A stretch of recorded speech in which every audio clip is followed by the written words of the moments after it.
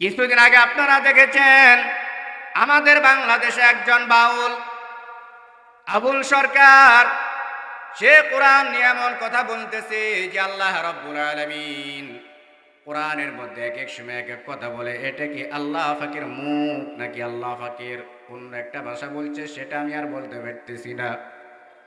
ও মুসলমান, যে বাউল আবুল সরকারে কোরআনের ব্যাপারে আমার আল্লাহ রাব্বুল আলামিনের ব্যাপারে যে কথা উচ্চারণ করেছে, আমি যদি মুসলমান হয়ে থাকি, কোরআনের মহাব্বতের ওয়ালা লোক হয়ে থাকি, তাহলে যেই আজানের কারণে আমি নামাজ তেলাওয়াত করি, যে কোরআনের বিধানের কারণে আমি বিবাহ সাথে করেছি, যে কোরআনের বিধানের কারণে আমি হালাল হারাম বলে সব কিছু তুমি করতে পেরেছি, যে কোরআনের বিধানের কারণে আল্লাহ রব্বুল আলামিন আমার 3.5 হাত বডির মধ্যে একটা ফাস্টফুড তৈরি করে দিয়েছে কোরআনের মাধ্যমে। এই কোরআন যে আল্লাহ রব্বুল আলামিন সৃষ্টি করেছে, আজকে আমরা সে কোরআনের বিরুদ্ধে, আল্লাহ পাকের বিরুদ্ধে এমন কথা বলার কিভাবে সাহস পাই? একটাই কারণ, সেটা হচ্ছে আজকে মুসলমানদের মধ্যে কোরআনের মহাব্বত নাই, মাদ্রাসার মহাব্বত নাই, মসজিদের মহাব্বত নাই।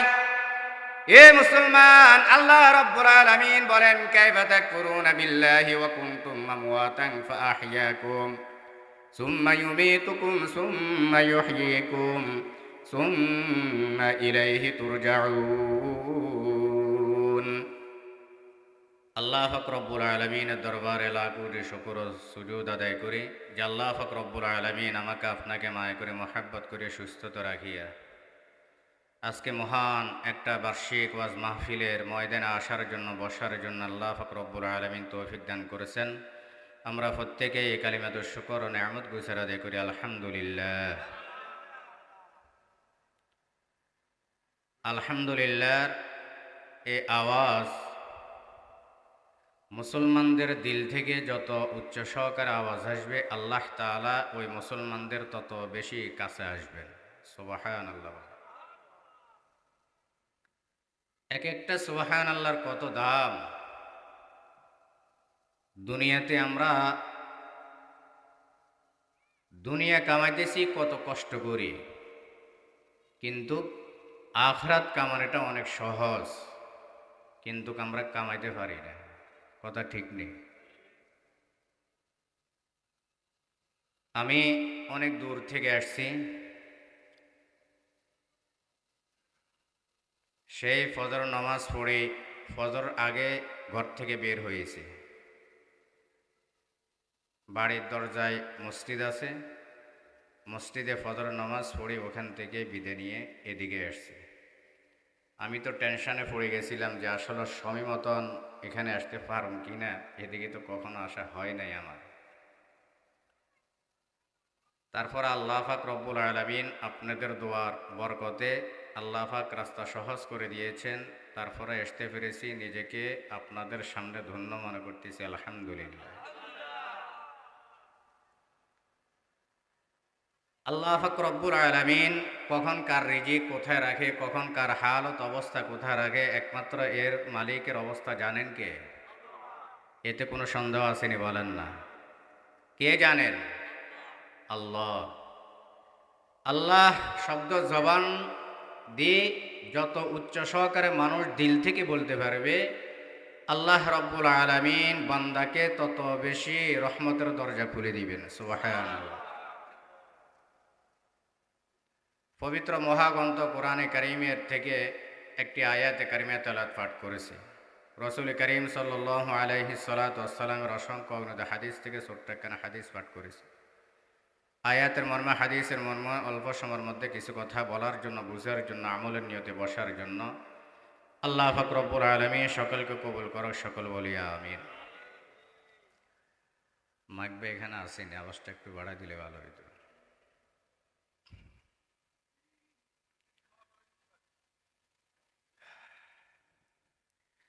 কারণ আমরা প্রতিদিনে মোটামুটি সফর করতেছি, গলা সবসময় এক অবস্থায় থাকে না।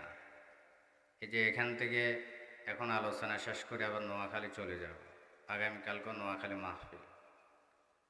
গতকালকেও রাত্রে আমি ঘুমাইছি 1টা বাজে, ওখান থেকে উঠে এদিকে আসছি।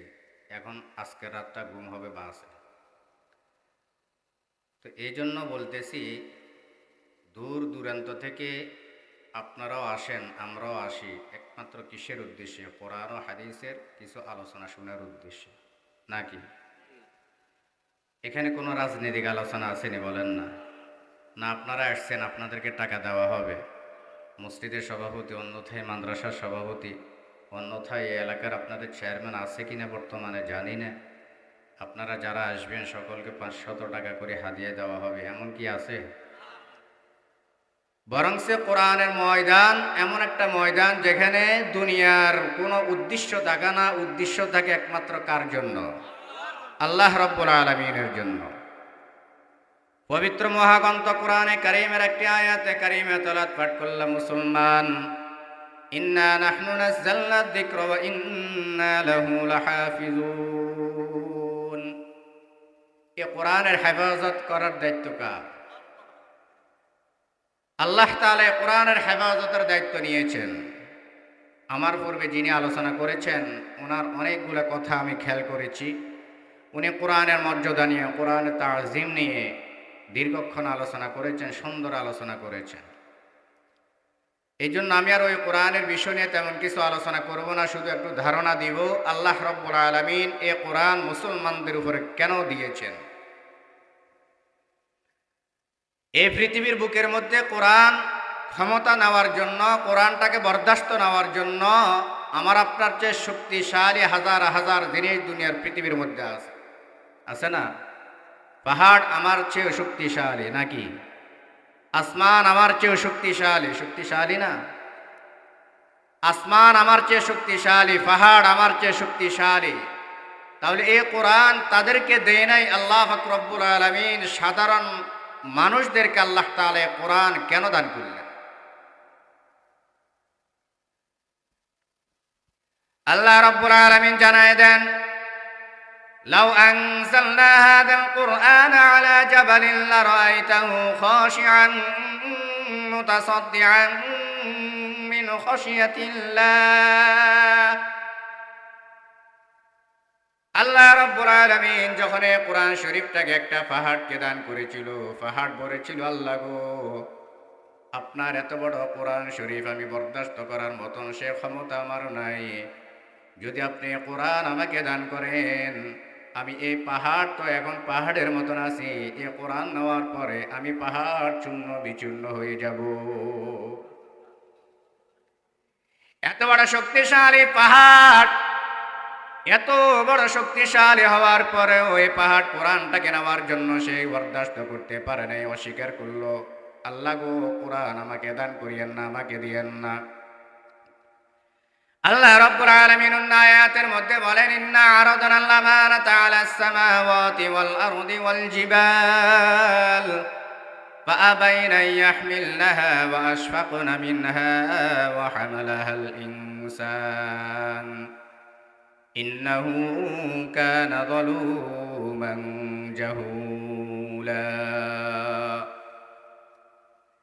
আল্লাহ রাব্বুল আলামিন এই কোরআন আসমানকে দান করেছিল, আসমান অস্বীকার করেছিল। আসমান বলছে না, আল্লাহ এই কোরআন আমি বরদাস্ত করতে পারবো না। আসমান বলেছিল কোরআন আমাকে দান করিয়েন না। পাহাড়কে দিয়েছিল, পাহাড় অস্বীকার করেছিল, আল্লাহ এই কোরআন আমাকে দান করিয়েন না, আমি বরদাস্ত করতে পারবো না। জমিনকে দিয়েছিল, 7 আসমানকে দিয়েছিল, অস্বীকার করেছিল। 7 জমিনকে দিয়েছিল, অস্বীকার করেছিল। পাহাড়কে দিয়েছিল, অস্বীকার করেছিল। আল্লাহ রাব্বুল আলামিন তার কুদরতের শানে ওয়া খুলিকাল ইনসানু দাঈফা, আল্লাহ রাব্বুল আলামিন কোরআনে কারীমের মধ্যে ইরশাদ করে বলেন, আমি আল্লাহ রাব্বুল আলামিন মানুষদেরকে সৃষ্টি করেছি দুর্বল অবস্থায়। এত দুর্বল অবস্থায় মানুষদেরকে সৃষ্টি করানোর পরও এ কোরআন মানুষদের দিলের মধ্যে, মানুষদের কলবের মধ্যে আল্লাহ রাব্বুল আলামিন দুর্বলওয়ালা মানুষদেরকে কিভাবে দান করলেন? প্রশ্নটা বুঝছেন আমার? এ কোরআন মানুষের দিলের মধ্যে আল্লাহ তাআলা কিভাবে সৃষ্টি করেছেন? এই জন্য আল্লাহ রাব্বুল আলামিন বলেন, ইন্না নাহনু নাযালনা যিকরা ওয়া ইন্না লাহু লাহাফিজুন।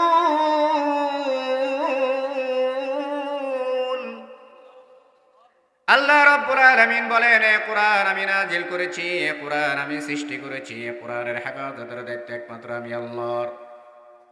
আল্লাহ রাব্বুল আলামিন বলেন, আমি মানুষদেরকে যখন তার দিলের ভিতরে কোরআন সৃষ্টি করলাম, মুসলমান ইমানদার একটা উদাহরণ দিলে বুঝবেন।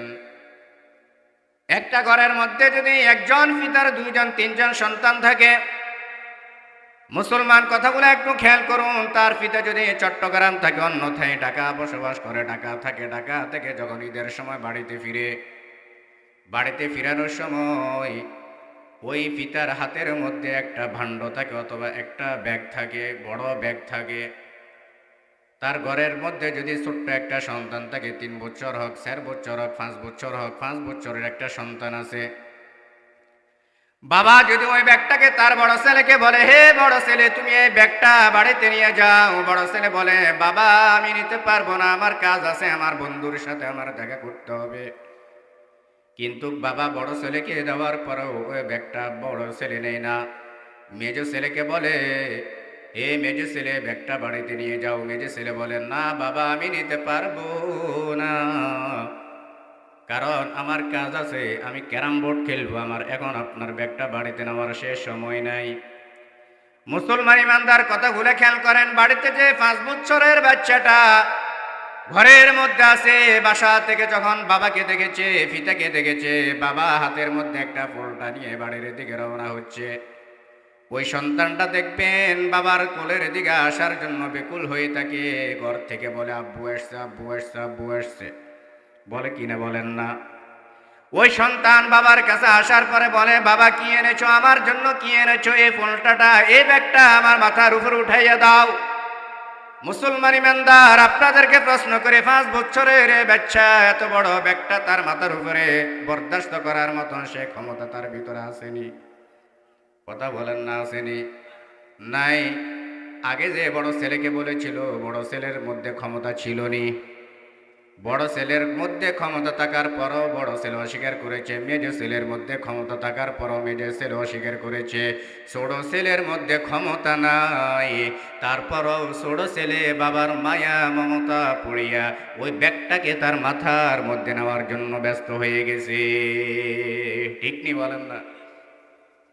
ঠিক আল্লাহ রাব্বুল আলামিন বলেন, আসমান এত বড় শক্তিশালী হওয়ার পরও কোরআনটা বরদাস্ত করে পারে নাই, অস্বীকার করেছে।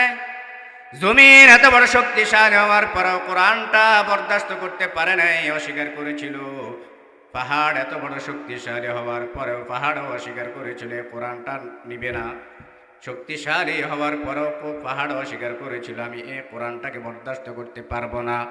মুসলমান ইমানদার আমার, আল্লাহ রাব্বুল আলামিন সাধারণ আমাকে আপনাকে সৃষ্টি করার পর ক্ষুদ্র দিল দিয়া, ক্ষুদ্র দুর্বল শক্তি দিয়ে আমাকে আপনাকে সৃষ্টি করেছে।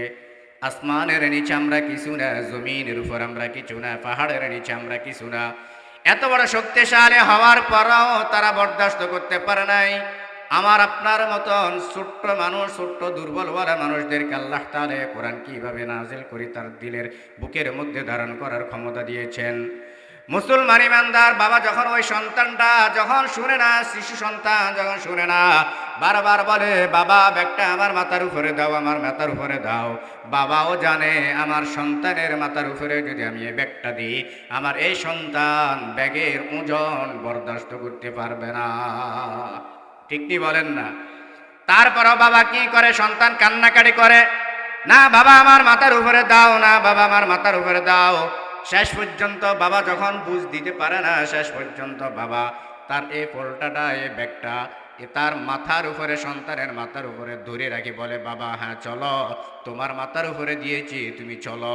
সন্তান দেখবেন তখন আনন্দ সহকারে ব্যাগটাকে এভাবে ধরিয়া মায়ের কাছে যায়, বলে, আম্মু আম্মু, আব্বু আসছে, ব্যাগের মধ্যে আমার জন্য কত খেলনা, কত কিছু এনেছে। আমার প্রশ্ন হলো, ও মুরব্বিয়ানি কেরাম, এই বাবা যখন সন্তানের মাথার উপরে ব্যাগটা ধরে রাখছে, আসলে কি বাবা ধরে রাখছে নাকি সন্তানে এটা বহন করতেছে? বাবা ধরে রাখছে। কে ধরে রাখছে? বাবা ধরে রাখছে সন্তানকে বোঝানোর জন্য। ঠিক আমার আল্লাহ রাব্বুল আলামিন বলেন, আমি এই কোরআন পাহাড়কে দিয়েছি, পাহাড়ও নিতে পারে নাই, আসমানকে দিয়েছি, আসমানও নিতে পারে নাই। জমিনকে দিয়েছি, জমিনও নিতে পারে নাই। আমি আমার কুদরতি হাতে আমার কিছু বান্দাদের কলবের ভিতরে আমার কুদরতি হাতে আমি এইভাবে কোরআনটা ধরে রেখে দিয়েছি। সুবহানাল্লাহ। এই জন্য মুসলমান ইমানদার, কোরআন এত বড় তাজিম। যে ঘরের মধ্যে কোরআনের পড়া আছে, যে ঘরের মধ্যে কোরআনের সূচনা আছে, যে ঘরের মধ্যে কোরআনের তেলাওয়াত আছে, খোদার কসম খেয়ে বলি ওই ঘরে সংসারের মধ্যে কখনো ভেজাল থাকে না, অশান্তি থাকে না।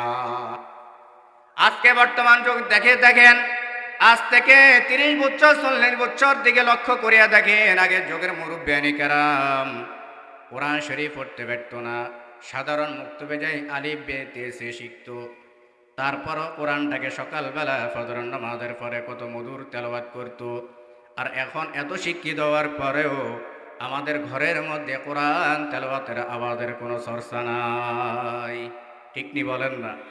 কারণ কোরআন ইজ্জত আমরা দিতে পারতেছি না। আজকে মুসলমানের সন্তানেরা কোরআন ইজ্জত না দেওয়ার কারণে বেদিনরা কোরআন নিয়ে ষড়যন্ত্র করতেছেন। আজকে মুসলমানের সন্তানরা দিলের মধ্যে কোরআনের মহাব্বত না থাকার কারণে আজকে বেদিন ইহুদি নাসারারা কোরআন নিয়ে কত ষড়যন্ত্র করে, মাদ্রাসা নিয়ে কত ষড়যন্ত্র করে, মুক্তব নিয়ে কত ষড়যন্ত্র করে। মুসলমানে বেদিন তো যাক দূরের কথা, মুসলমানের সন্তানেরাও তো দেখা যাচ্ছে কোরআন নিয়ে ষড়যন্ত্র করতেছে। ঠিক নি বলেন না? কিছুদিন আগে আপনারা দেখেছেন আমাদের বাংলাদেশে একজন বাউল আবুল সরকার, সে কোরআন নিয়ে এমন কথা বলতেছে যে আল্লাহ রাব্বুল আলামিন কোরআনের মধ্যে এক এক সময় এক এক কথা বলে। এটা কি আল্লাহ ফাকির মুখ নাকি আল্লাহ ফাকির কোন একটা ভাষা বলছে, সেটা আমি আর বলতে পারতেছি না। ও মুসলমান, যে বাউল আবুল সরকারে কোরআনের ব্যাপারে আমার আল্লাহ রাব্বুল আলামিনের ব্যাপারে যে কথা উচ্চারণ করেছে, আমি যদি মুসলমান হয়ে থাকি, কোরআনের মহাব্বতের ওয়ালা লোক হয়ে থাকি, তাহলে যেই আজানের কারণে আমি নামাজ তেলাওয়াত করি, যে কোরআনের বিধানের কারণে আমি বিবাহ সাথে করেছি, যে কোরআনের বিধানের কারণে আমি হালাল হারাম বলে সব কিছু তুমিও করতে পেরেছি, যে কোরআনের বিধানের কারণে আল্লাহ রাব্বুল আলামিন আমার 3.5 হাত বডির মধ্যে একটা ফাস্টফুড তৈরি করে দিয়েছে কোরআনের মাধ্যমে। এই কোরআন যে আল্লাহ রাব্বুল আলামিন সৃষ্টি করেছে, আজকে আমরা সে কোরআনের বিরুদ্ধে, আল্লাহ পাকের বিরুদ্ধে এমন কথা বলার কিভাবে সাহস পাই? একটাই কারণ, সেটা হচ্ছে আজকে মুসলমানদের মধ্যে কোরআনের মহাব্বত নাই, মাদ্রাসার মহাব্বত নাই, মসজিদের মহাব্বত নাই।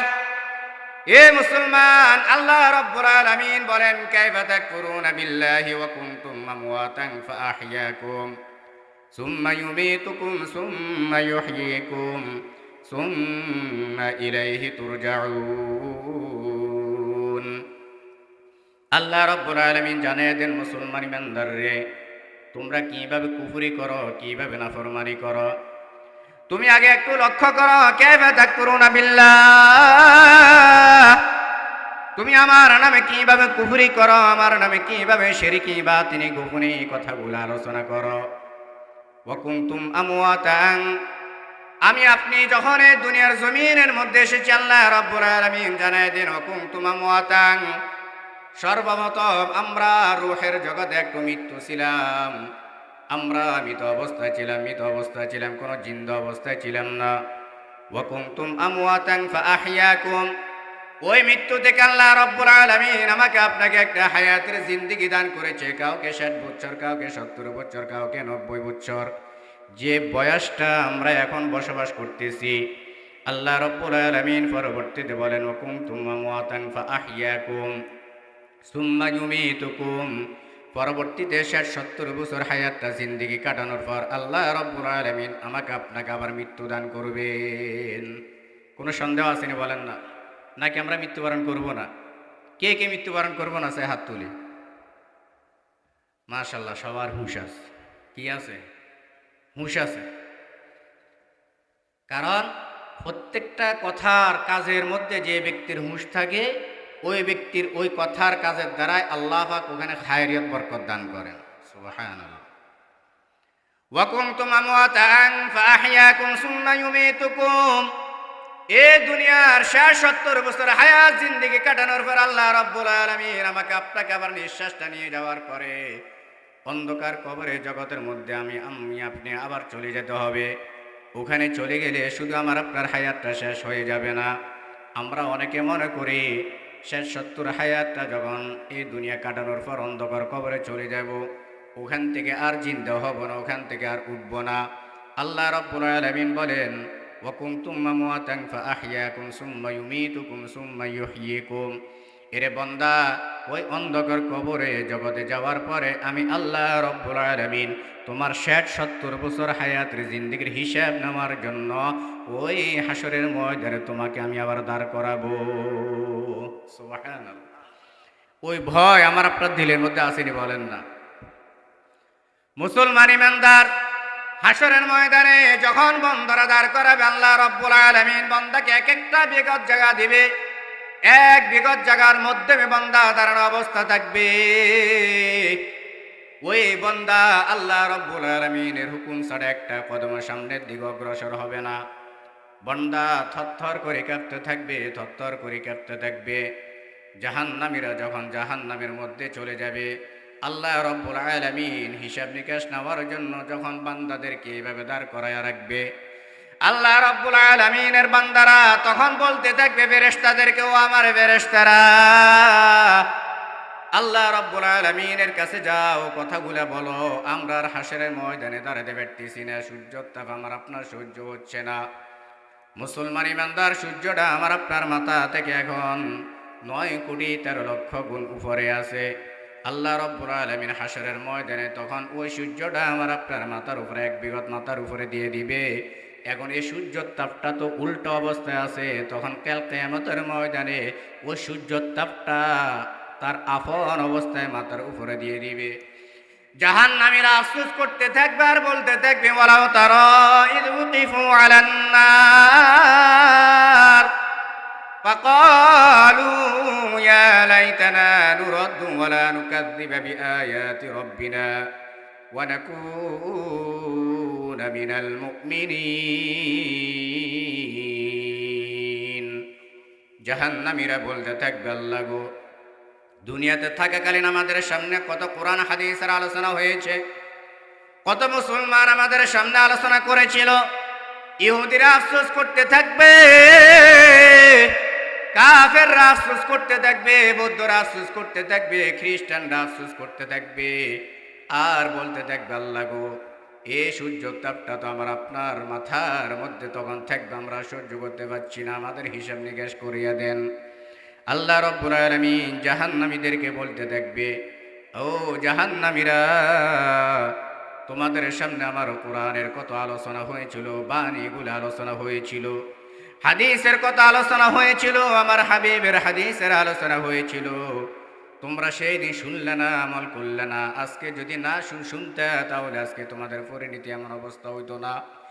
সেই দিন জাহান্নামীরা ফেরেশতাদেরকে বলতে থাকে, ও আমার ফেরেশতারা, আমাদেরকে পানি দাও, পানি দাও, গরমের আগুন আমরা সহ্য করতে পারতেছি না। আল্লাহ রাব্বুল আলামিন ফেরেশতাদেরকে হুকুম করবে, ও আমার ফেরেশতারে, জাহান্নামীদের পানিগুলো একটু আর উত্তপ্ত আগুনের মতন গরম কর, আর উত্তপ্ত আগুন দিয়ে গরম করো। কেমন গরম করা হবে? জাহান্নামীদেরকে পানি দেওয়া হবে। আর জাহান্নামীদেরকে পানি যখন দিবে, আল্লাহ রাব্বুল আলামিন কোরআনে কারীমের মধ্যে বলেন, ويسقى من ماء حميم। আল্লাহ রাব্বুল আলামিন বলেন, জাহান্নামীদেরকে এমন পূজাক্ত পানিগুলা, গরম পূজাক্ত পানিগুলা দেওয়া হবে। এক একটা জাহান্নামী পানির পিপাসা চটপট করতে থাকবে, চটপট করতে থাকবে। অনেক নিরাশ হইয়া পানিগুলা যখন পান করবে, বন্দার মুখ থেকে পেটের ভিতরে যত আতুই যা কিছু আছে সব কিছু তার পেগানার রাস্তা দিয়ে বের হয়ে যাবে। এরে মুসলমান, জাহান্নামের আযাবটাকে ভয় করো, জাহান্নামের আযাবটাকে ভয় করো। জাহান্নামীরা যখন আল্লাহ তাআলার কাছে পৌঁছাইবে, আল্লাহ গো, দুনিয়াতে কত নাশপাতি খেয়েছি, কত আপেল খেয়েছি, কত আঙ্গুর খেয়েছি, কত কমলা খেয়েছি, কত বেদনা খেয়েছি, আল্লাহ গো, আমাদেরকে একটু খানা দাও, আমাদেরকে একটু খানা দাও, আমাদেরকে একটু ফলের ব্যবস্থা করে দাও। আল্লাহ রাব্বুল আলামিন জানিয়ে দিবেন, হে জাহান্নামীরা, আমি তো তোদের জন্য আরো বহু তাক থেকে জাহান্নামের খানাগুলা তৈরি করে রেখেছি। আল্লাহ রাব্বুল আলামিন বলেন, ইন্না শাজারাতাজ যাক্কুম, আল্লাহ রাব্বুল আলামিন ওই জাহান্নামীদের জন্য যাক্কুম ফলগুলা তৈরি করে রাখবেন। তাফসীরের কিতাবের মধ্যে লেখছেন যাক্কুম ফল কেমন, যখন জাহান্নামীরা যাক্কুম ফলগুলা খাইবে তাদের গলার ভিতরে চারদিকে চারটা কাটা যাইয়া গলার ভিতরে আটকে যাবে, আর এইভাবে হা করে থাকবে, মুখটাকে বন্ধ করতে পারবে না, যাক্কুম ফলটাকে পালাইতেও পারবে না, গিলতেও পারবে না।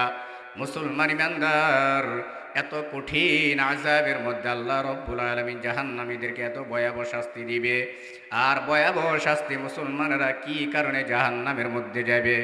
আল্লাহ রাব্বুল আলামিন বলেন, আনিল মুজরিমিনা মা সালাকাকুম ফি সাকার, জান্নাতীরা যখন জাহান্নামীদেরকে বলতে থাকবে, এ জাহান্নামীরা, আজকে তোমরা জাহান্নামে কেন আসছো? আমরা তো তোমাদের মতন দুনিয়াতে মানুষ চলাফেরা করেছি, আমরা তো তোমাদের মতন ছিলাম, তোমরা যেরকম খাওয়া দাওয়া করেছো আমরা তো খাওয়া দাওয়া করেছি, তোমরা যেরকম বাজারে গিয়েছো আমরা তো বাজারে গিয়েছি, তোমরা যেরকম সমাজে চলেছো আমরা তো সমাজে চলেছি, আজকে তোমরা জাহান্নামের মধ্যে কেন গিয়েছ? তোমাদেরকে জাহান্নামের মধ্যে কোন জিনিসে নিক্ষেপ করেছে? তখন জাহান্নামীরা বলতে থাকবে, আল্লাহ রাব্বুল আলামিন বলবেন, আনিল মুজরিমিন মা সালাকাকুম ফি সাকার, তোমাকে কোন জিনিসে জাহান্নামের মধ্যে নিক্ষেপ করেছে? তখন জাহান্নামীরা অটোমেটিক বলতে থাকবে, তাদের জবান থেকে আল্লাহ রাব্বুল আলামিন কথাগুলো জারি করে দিবে, ক্বালু লাম নাকু মিনাল মুসাল্লিন, জাহান্নামীরা বলতে থাকবে, ও জান্নাতের লোকেরা, আজকে আমরা জাহান্নামের মধ্যে এজন্য এসেছি, আমরা দুনিয়াতে থাকাকালীন নামাজ পড়তাম না, দুনিয়াতে থাকাকালীন নামাজগুলো আমরা আদায় করতাম না, আজকে আমরা নামাজ না পড়ার কারণে আমরা জাহান্নামের মধ্যে এসেছি।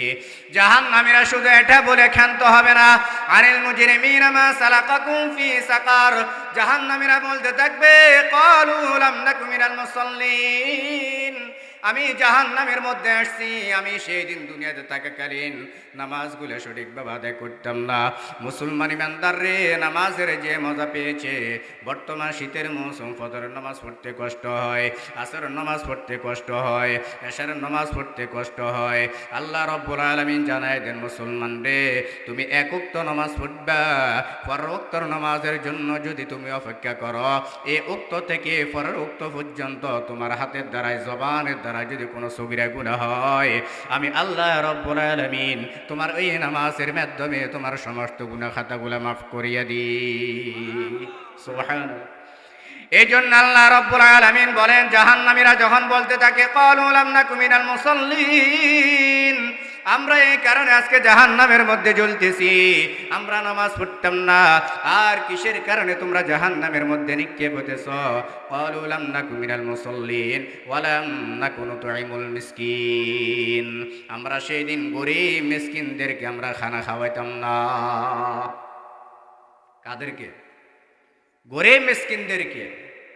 আপনাদের এই সমাজে যারা সচ্ছলতা আছেন, আপনাদের পার্শ্ববর্তীতে কেউ যদি গরীব অসহায় থাকে, আল্লাহ রাব্বুল আলামিন বলেন, ক্বালু লাম নাকু মিনাল মুসাল্লিন ওয়া লাম নাকু নুতঈমুল মিসকিন, জাহান্নামীরা সেদিন বলতে থাকবে, আমরা গরীব মিসকিনদেরকে খানা খাওয়াইতাম না। আপনাদের এই মাদ্রাসাতে যদি কোনো গরীব সন্তান থাকে, মুরব্বিয়ানি কেরাম, আমি সেই নোয়াখালী থেকে এসেছি আপনাদেরকে কিছু কথা বলার জন্য। আপনাদের এই মসজিদের মাদ্রাসার মধ্যে যদি কোনো এতিম সন্তান থাকে, কোনো গরীব সন্তান থাকে, ওই গরীব সন্তানটাকে, এতিম সন্তানটাকে আপনি চুপে চুপে একটা কলম নিয়ে দেন, চুপে চুপে একটা খাতা কিনে দেন, চুপে চুপে একটা টুপি কিনে দেন। একটা কলমের দাম 5 টাকা। ওই বাচ্চা আপনার কাছে কলম চাইবে না, ওই বাচ্চা আপনার কাছে খাতা চাইবে না, ওই বাচ্চা আপনার কাছে টুপি চাইবে না, ওই বাচ্চা আপনার কাছে একটা গেঞ্জি চাইবে না। আপনি যদি একজন কোরআনের সাথে মোহাব্বত করতে পারেন, কোরআনওয়ালাকে সহযোগিতা করতে পারেন, আল্লাহ রাব্বুল আলামিন এই কোরআনের সহযোগিতার উসিলায় কাল কিয়ামতের ময়দানে আপনাকে তার সাথে জান্নাতের প্রবেশ করাইয়া দিবেন। সুবহানাল্লাহ। এই জন্য মুসলমান ইমানদার, ক্বালু লাম নাকু মিনাল মুসাল্লিন ওয়া লাম নাকু নুতি'মুল মিসকিন। আপনার পার্শ্ববর্তীতে অসহায় গরিব মানুষ বাজার করতে পারে না, খানা খাইতে পারে না, মাছ কিনতে পারে না, সেই ব্যক্তি খোঁজা লাগবে না। আপনি চা দোকানে বসলে 100 টাকা, এর চেয়ে বেশি টাকা আপনার নষ্ট হয়ে যায়, খরচ হয়ে যায়। 1 কেজি আলু বর্তমানে আমাদের ওইদিকে 20 টাকা, আপনাদের এদিকে কত আমি জানি না। 1 কেজি আলু একজন গরিব মিসকিনের বাসা আপনি নিজ হাতে দান করে দেন, আল্লাহর কসম খেয়ে বলি ওই ফ্যামিলি যে খুশি হবে না, আমার মাওলায়ের চেয়ে আরো কঠিন খুশি হয়ে যাবে। কারণ নেকি আমরা অর্জন করতে পারি না। দুনিয়াতে নেকি কামানো সহজ, দুনিয়াতে নেকি কামান কি সহজ, কিন্তু দুনিয়াতে দুনিয়া কামানো কঠিন। বলে হুজুর দুনিয়া কামানো কঠিন কিভাবে বুঝলাম? সকালবেলা একটা শ্রমিক 9টা বাজে বের হয়ে যায়, 4টা পর্যন্ত কাজ করে, অন্যথায় 2টা পর্যন্ত কাজ করে, তার পায়ের রেখা মাথা পর্যন্ত পড়ে, আরো মালিকের কত বকা শুনে, মালিকের কত কথা শুনে, তারপরও অনেক পরিশ্রমের বিনিময়ে এই টাকাগুলো অর্জন করে। আল্লাহ রাব্বুল আলামিন জানায় দেন, মুসলমান রে তুমি জমিনে হাঁটতেছ, সুবহানাল্লাহ একবার ফুটবা, আমি আল্লাহ তোমার জন্য জান্নাতের একটা গাছের ফলের ব্যবস্থা করে দিব। একবার সুবহানাল্লাহ ফাট করবা, আমি আল্লাহ তোমার জন্য জান্নাতের একটা সুব্যবস্থা করিয়া দিব। একবার আলহামদুলিল্লাহ পাঠ করবা, বান্দা তোমার শুকর আদায় করার বিনিময়ে আমি আল্লাহ রাব্বুল আলামিন তোমার রিজিকের মধ্যে যত অভাব আছে সব অভাবগুলো আমি আল্লাহ তাআলা এই রিজিকের মাধ্যমে, এই আলহামদুলিল্লাহ তোমার রিজিকের সুব্যবস্থা করিয়া দিব।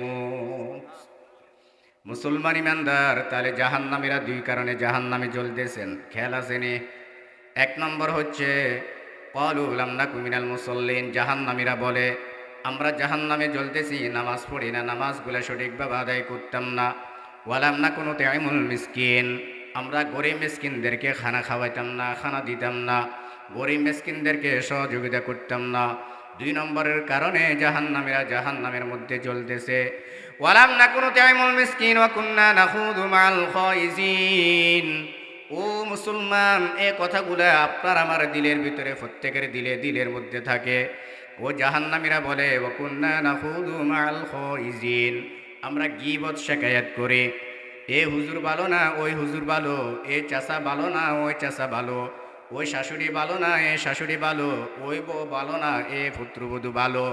আমরা একে অপরের সমালোচনা করে ও জাহান্নামীরা বলতে থাকবে, দুনিয়াতে যখন আমি চলেছিলাম, চা দোকানে যখন বসছিলাম, আমি সমালোচনা করতাম, প্রত্যেকটা মানুষের সমালোচনা করতাম, এক একটা মানুষের সাথে এক একটা মানুষের প্যাঁচ লাগাইয়া দিতাম, এক একটা মানুষের সাথে এক একটা মানুষের ঝগড়া কীভাবে লাগে সে প্রক্রিয়া তৈরি করে দিতাম। আমি সবসময় নাফাকি দিল নিয়ে চলতাম, নাফাকি কথাগুলো মানুষের দিলের মধ্যে আঘাত করাইয়া দিতাম। এই কারণে আমি জাহান্নামের মধ্যে চলতেছি। 4 নম্বর, জাহান্নামীরা বলবে ওয়া কুন্না নাখুযু মা'আল খাইজিন ওয়া কুন্না নুকাযযিবু বিয়াউমিদ্দিন। 4 নম্বর, জাহান্নামীরা বলতে থাকবে, ওগো আল্লাহ, দুনিয়াতে তুমি তো আমাদেরকে হায়াত দান করেছো, আমরা হায়াত পেয়েছি, আমরা আপনার হায়াত পাইয়া খাওয়া দাওয়া করেছি, কিন্তু হাসরের ময়দান যে একটা কায়েম হবে, ফুলসিরাত যে একটা কায়েম হবে, মিজানের ময়দান যে একটা কায়েম হবে, হাসরের ময়দানে যে আল্লাহ আপনার কাছে হিসাব নিকাশ দিতে হবে, ওই দিনটাকে আমরা অস্বীকার করেছিলাম, আমরা ধারণা করেছিলাম, আমরা বলেছিলাম হাসর বলতে কিছুই হবে না, ময়দান বলতে কিছুই হবে না, মিজান বলতে কিছুই হবে না, ফুলসিরাত বলতে কিছুই হবে না, আপনার কিয়ামতের দিনটাকে আমরা অস্বীকার করেছিলাম। এই জন্য আল্লাহ রাব্বুল আলামিন এই 4টা কারণে আজকে আমাদেরকে জাহান্নামের মধ্যে নিক্ষেপ করতেছেন। ও মুসলমান ইমানদার, জাহান্নামের আগুন এত বড় কঠিন, জাহান্নামীরা যখন জাহান্নামের মধ্যে জ্বলতে থাকবে, আর যখন কিছু কিছু জাহান্নামীরা যখন আমল করেছে, বদ আমলের কারণে তারা কিছুক্ষণের জন্য জাহান্নামের মধ্যে আছেন, আল্লাহ পাকের কাছে পানি চাইবে, আল্লাহ গো আমাদেরকে একটা পানি দাও। একজন ফেরেশতা ওই জাহান্নামীর কাছে পানি নিয়ে আসবে, এগুলা পানি দেখিয়েও জাহান্নামী ব্যক্তিটা কত খুশি হয়ে যাবে। কেউ বলবে এটা কি আবে হায়াতের পানি, নাকি এটা জমজমের পানি, নাকি এটা হাউজে কাউসারের পানি। ওই পানিগুলা যখন জাহান্নামের মধ্যে নিক্ষেপ করা হবে, পানি এইগুলা নিক্ষেপ করার সাথে সাথে জাহান্নামটাও জাহান্নামী ব্যক্তির থেকে 70,000 গজ দূরে সরে যাবে। সুবহানাল্লাহ বলেন। ফেরেশতারা আফসোস করতে থাকবে আর বলতে থাকবে, জাহান্নামীরা বলতে থাকবে, ওগো আল্লাহ, এই পানিগুলা কিসের পানি দান করলেন? এটা কি আবে হায়াতের পানি, নাকি এটা জমজমের পানি, নাকি এটা হাউজে কাউসারের পানি? আল্লাহ রাব্বুল আলামিন বলবেন, না না না বন্দা, এটা জমজমের পানিও না, এটা আবে হায়াতের পানিও না, এটা হাউজে কাউসারের পানিও না। বন্দারে, তুই শীতের বেলা যখন রাত্রির বেলা গভীর রজনীর রাত্রি ভোরবেলা 3টা বাজে উঠিয়া দুনিয়ার পৃথিবীর সকল মানুষগুলা ঘুমাইতে আছে, বন্দা তুই আমার ভয়ে যখন ভোর রাত্রে উঠছ, বন্দা শীতের মধ্যে তুই ওযু করেছ, দুনিয়ার কাউকে ভয় করস নাই, আমাকে ভয় করেছ, তাহাজ্জুদ নামাজ পড়েছ, তাহাজ্জুদ নামাজ পড়ার পরে বন্দা তুই দুটো হাত আমার দরবারে উঠাইয়া দেওয়া করেছ। ওই অবস্থা দুনিয়ার সকল মানুষগুলা ঘুমায়, কেউ লাভ দিয়া ঘুমায়, কেউ কম্বল পেঁচাইয়া ঘুমায়। তুই আরামের ঘুমটাকে হারাম করিয়া, আরামের শান্তির ঘুমটাকে হারাম করিয়া, স্ত্রীকে একদিকে রাখিয়া, সন্তানগুলাকে একদিকে রাখিয়া, তোর আওলাদ বংশধরকে একদিকে রাখিয়া গভীর রজনী রাত্রিতে যখন বন্দা তুই আমার ভয়ে কান্নাকাটি করছ, ওই চোখের পানিগুলা আমি আল্লাহ রাব্বুল আলামিন আমার ফেরেশতার মাধ্যমে কুদরতি হাতে আমি এগুলা জমা করে রেখে দিয়েছি। আজকে আমি আল্লাহ তোকে জাহান্নাম থেকে রেহাই দান করলাম। ওই তোর চোখের পানির মাধ্যমে আমি আল্লাহ তাআলা আজকে তোর জাহান্নামের আগুনটা নিভাইয়া দিলাম। সুবহানাল্লাহ। এই জন্য আল্লাহ রাব্বুল আলামিন বলেন, ফালিয়াদহাকু কলিলান ওয়ালিয়াবকু কাসীরা জাযাআন বিমা কানু ইয়াকসিবুন। এ মুসলমান ইমানদার, দুনিয়াতে আল্লাহ রাব্বুল আলামিন বলেছেন তোমরা বেশি বেশি কাঁদো, কম কম হাসো। আর দুনিয়ার পরিস্থিতিতে আমরা এমন উল্লাস হয়ে গেছি রে মুসলমান, আজকে আমাদের আপনার মুখের মধ্যে হাসা বেশি, কান্না নাই। কত বাস্তব নিয়ে বলেন না? আমাদের মুখে কান্না আসেনি আজকে, আমাদের চোখের মধ্যে কান্না নাই, আমাদের মুখের মধ্যে হাসি। আমরা রাজনীতিক নিয়ে হাসাহাসি করে, আমরা ছেলে মেয়ে আনন্দের মাধ্যমে হাসাহাসি করি, আমরা রাস্তাঘাটে হাসাহাসি করি, আমরা চা দোকানে বসলে হাসাহাসি করি। এরে মুসলমান ইমানদার, আল্লাহ রাব্বুল আলামিন জানায় দেন, ফালিয়াদহাকু কলিলান ওয়ালিয়াবকু কাসীরা জাযাআন বিমা কানু ইয়াকসিবুন। আল্লাহ রাব্বুল আলামিন জানায় দেন, মুসলমান রে, দুনিয়াতে বেশি বেশি করে কাঁদো আর কম কম হাসো। তুমি যখন কান্নাকাটি করবে, তোমার চোখের পানিগুলার দ্বারায় আমি আল্লাহ রাব্বুল আলামিন তোমার জাহান্নামের আগুনটাকে আমি নিভাইয়া দিমু। সুবহান। তাহলে চোখের পানির দাম আছে না নাই বলেন? আসেনি? আজ থেকে আল্লাহ পাকের কাছে কান্নাকাটি করবো তো ইনশাআল্লাহ। আমার রিজিকের দরকার কার কাছে চাইবো? আল্লাহ রাব্বুল আলামিনের কাছে চাইবো। আমার রিজিকের দরকার আল্লাহ তাআলার কাছে চাইবো। আমার হায়াতের দরকার আল্লাহ তাআলার কাছে চাইবো। আমার সুস্থতা দরকার আল্লাহ তাআলার কাছে চাইবো। আমার সুস্থতা নিয়ামত দরকার আল্লাহ তাআলার কাছে চাইবো। এজন্য আল্লাহ রাব্বুল আলামিন জানায় দেন, মুসলমান রে, শরণ আসেনি কাইফা তাকফুরুনা বিল্লাহ, আল্লাহ পাকের সাথে কুফরি করিও না, নাফরমানি করিও না। আল্লাহ তাআলা তোমাকে আমাকে সর্বপ্রথম মৃত্যু দান করেছে, তারপর একটা হায়াত দান করেছেন। এই হায়াতের মধ্যে আমরা চলতেছি, আমরা আবার মৃত্যুবরণ করতে হবে। মৃত্যুবরণ করার পর আমার আল্লাহ আমাকে আবার উঠাইবে। সে উঠানোর পর আবার হাসর হবে, পুলসিরাত হবে, মিজানের পাল্লা হিসাব দিতে হবে। এরে মুসলমান, যদি এই কবরের জগতের হাসরের ময়দানের কথাগুলোকে আমরা স্মরণ করি, তাহলে আল্লাহ রাব্বুল আলামিন যে একটা হায়াত এখন দান করেছে, এই হায়াতের মধ্যে আমার হাতের দ্বারা অন্য মুসলমান কষ্ট পাবে না, আমার জবানের দ্বারা অন্য মুসলমান কষ্ট পাবে না, আমার চলার দ্বারা অন্য মুসলমান কষ্ট পাবে না। আজকে অন্য মুসলমান তো যাক দূরের কথা, আমার হাতের দ্বারা আমার আব্বা কষ্ট পায়, আমার জবানের দ্বারা আমার মা কষ্ট পায়, আমার হাতের দ্বারা আমার একজন ছাত্র ভাই কষ্ট পায়, মাদ্রাসার হুজুররা কষ্ট পায়, মাদ্রাসার ছাত্ররা কষ্ট পায়। খবরদার খবরদার, এমন কষ্ট হাতের দ্বারা জবানের দ্বারায় এমন কষ্ট আমরা কাউকে দিতে পারবো না। কারণ দুনিয়ার মানুষ একজনকে যদি একজন গালিগালাজ করে, সে দুনিয়াতে যদি মাফ নিতে পারে, তাহলে তো নিচে না নিলে এই গালির কারণে, একটা তোহমতের কারণে কাল কিয়ামতের ময়দানে সে জান্নাতে যেতে কষ্ট হয়ে যাবে। এই জন্য মুসলমান ইমানদার বলেছিলাম, ইন্না নাহনু নাযালনা যিকরা ওয়া ইন্না লাহু লাহাফিজুন। কোরআনের হেফাজতের মালিক কে? ও মুসলমান, কোরআনের হেফাজতের মালিক একমাত্র আমার আল্লাহ। একজন হাফিজদের মধ্যে আল্লাহ তাআলা যে কোরআন সৃষ্টি করে দিয়েছেন, তার কলবের মধ্যে যে কোরআন ধারণ দিয়েছেন, এ কোরআন ইচ্ছা করলে আমি করতে পারবো না যতক্ষণ আল্লাহ পাকের মদদ না থাকে, যতক্ষণ আল্লাহ পাকের সাহায্য না থাকে। এই জন্য মুসলমান ইমানদার কবি শায়রের মধ্যে বলেন যে শখসনে কোরআন কো সিনে মে বসায়া, ফিরদৌস মুআল্লা মে মাকা আপনা বানায়া। যে শখসনে কোরআন को सीने में बसाया, फिरदौस मुअल्ला में मका अपना बनाया। जिस शख्स की औलाद हुए हाफिज कुरान, महशर में मिलेगा उसे के ताज दुरख्शा, महशर में मिलेगा उसे के ताज दुरख्शा। 10 आले जहन्नम की सिफारिश वो करेगा, 10 आले जहन्नम की सिफारिश वो करेगा। फिरदौस मिले कर उन्हें साथ चलेगा, फिरदौस मिले कर उन्हें साथ चलेगा। क्या खूब है, क्या खूब है कुरान को फैजान की बाती, आई मोमिनो करते रहो कुरान की बाती, आई मोमिनो करते रहो कुरान की बाती। लिल्लाहि तकबीर। কারণ এ কোরআন এত মুজিজার জিনিস, কোরআন যে জিনিসের সাথে লাগে ওই জিনিস দামি হয়ে যায়। মুসলমান খেয়াল করেন, এ কোরআন 12টি মাসের থেকে রমজান মাসে নাজিল হয়েছে।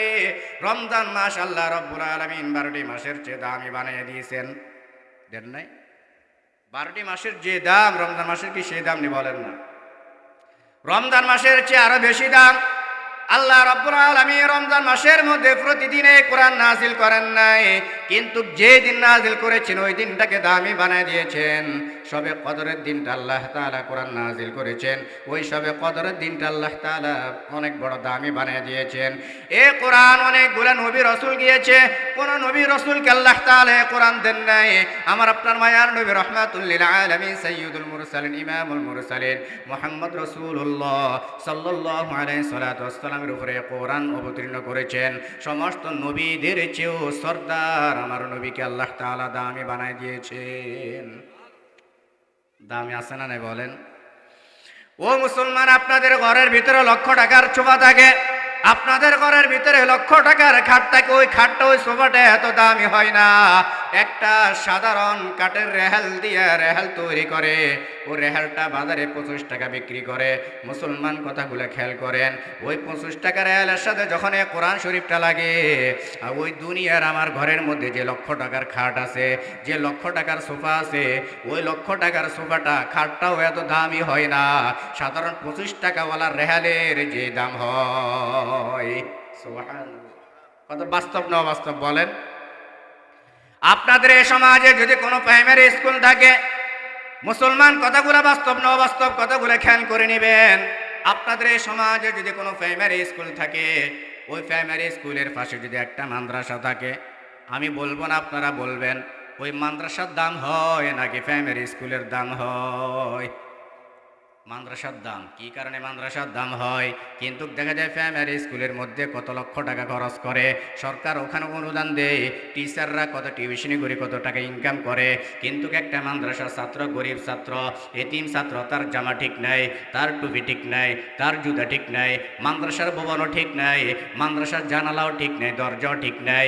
ওই সন্তানটা যখন মাদ্রাসায় পড়ে, আর মাদ্রাসাটা যখন কোরআনের আওয়াজ দিয়ে একটা যখন আলোচনা হয়ে যায়, আল্লাহ রাব্বুল আলামিন বলে আমার কোরআনের পাশে যত দামি জিনিস থাকুক না কেন, ওই দামি জিনিসের চেয়েও আমার কোরআনের শ্রেষ্ঠ দাম।